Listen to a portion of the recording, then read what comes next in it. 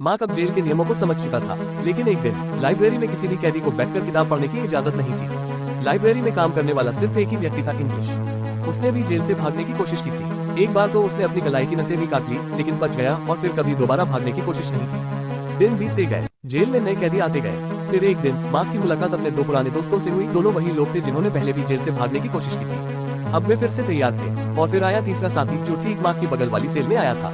एक दिन उसकी पत्नी उससे मिलने आई। जब वह लौटा, उसकी आंखें नम थी। मेरी माँ बहुत बीमार है, कुछ ही महीने हैं उसके पास, मुझे जाना ही होगा। अब मार्क अकेला नहीं था। मार्क के पास अब भी वार्डन से चुराया गया नेल कटर था। वह रोज अपनी सेल की दीवारों को धीरे धीरे खुरचता और तब उसे एक नई बात का एहसास हुआ। पानी और नमक की वजह से पुरानी दीवारें कमजोर हो चुकी थी। ईंटें अब पाउडर की तरह झड़ने लगी थी। मार्क की सेल में एक टॉयलेट था। उसके ठीक ऊपर था एक वेंटिलेशन की छोटी सी खिड़की। वह खिड़की जेल के डक्ट सिस्टम से जुड़ी थी, जिससे होकर छत तक पहुंचा जा सकता था। मार्क को अब ये समझ आ चुका था कि नेल कटर से दीवार तोड़ना एक सपना था। दीवारें चाहे कमजोर थी, लेकिन उनके पीछे की परतें अब भी मजबूत थी।